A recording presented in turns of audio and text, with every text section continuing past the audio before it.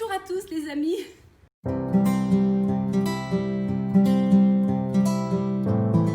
Bonjour les amis et bienvenue en ce mercredi gourmand où je vais vous présenter encore une nouvelle recette que j'ai piochée ça et là chez un ami youtubeur ou youtubeuse qui possède une chaîne de cuisine.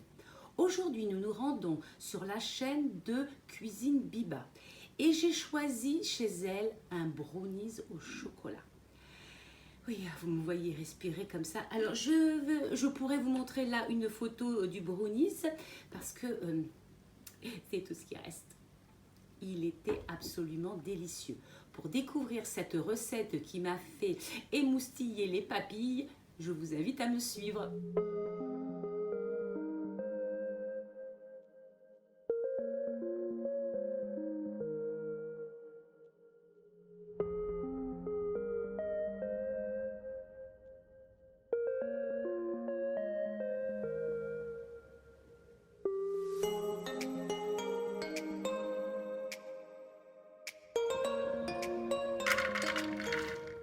On va commencer par faire caraméliser nos noix.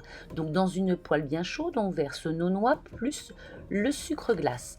Et on mélange bien le sucre pour qu'il enrobe toutes les noix.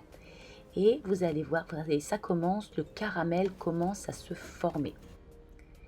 Et là, on remue et on attend que cela prenne.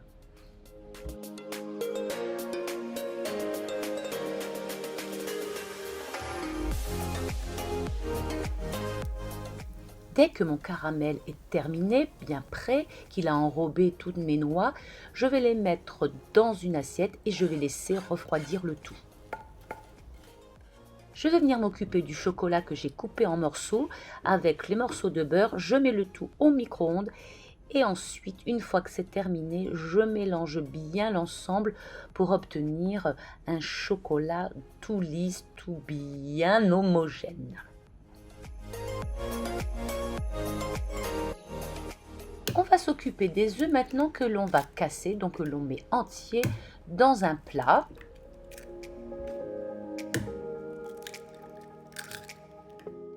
Puis avec un batteur comme moi ou un robot si vous avez, on va commencer à bien battre les œufs ensemble.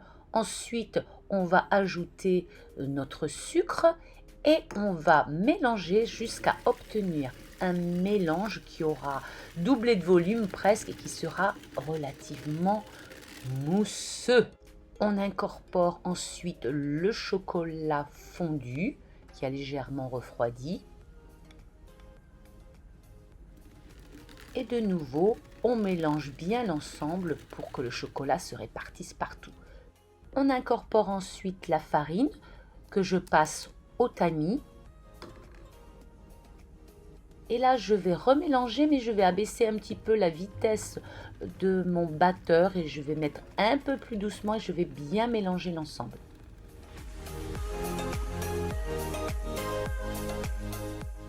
La pâte bien homogène, on préchauffe son four et on commence à venir incorporer les petites pépites de chocolat.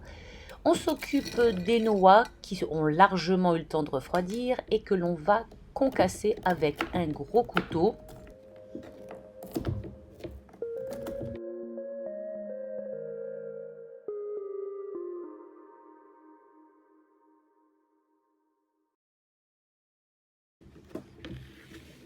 On vient les incorporer à notre préparation. Et on mélange bien le tout, on enrobe bien les noix de cette préparation chocolatée. Ensuite, on prépare notre moule, je l'ai beurré et fariné et je verse ma pâte à l'intérieur.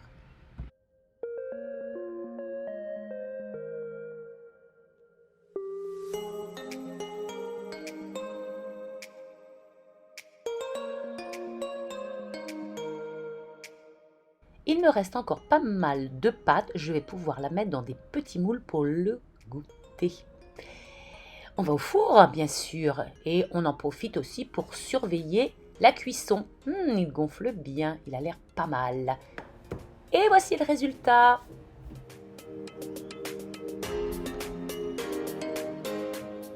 Il est encore tiède, je le démoule. Je goûte les petites miettes. Oh, qu'est-ce que ça a l'air drôlement bon.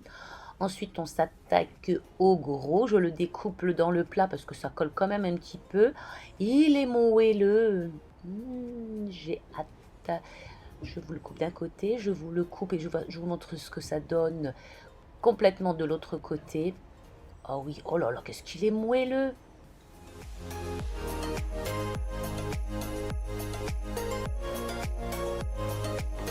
Vous voyez, c'est très facile à faire. Les enfants, les petits-enfants, les grands, les petits, bref, tout le monde va adorer cette recette. Et ces petites noix caramélisées à l'intérieur, un véritable croquant, c'était délicieux. Et Carole, que vous commencez à connaître maintenant, qui l'a fait, qui l'a goûté, qui l'a presque dévoré en entier, vous croyez qu'elle en serait restée là?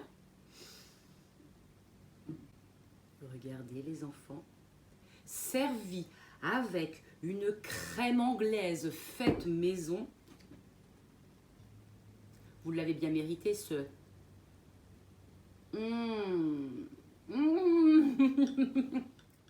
Et oui, et maintenant j'en ai plein la bouche. Donc, il est temps de vous souhaiter une bonne semaine. N'oubliez pas de liker, de vous abonner, de partager. Ça, je vous fais confiance, vous le faites. On se retrouve la semaine prochaine pour une autre recette délicieuse. Ça sera sans doute des recettes qui vont parler un petit peu de Noël puisque nous allons arriver au mois de décembre. À tout bientôt les amis!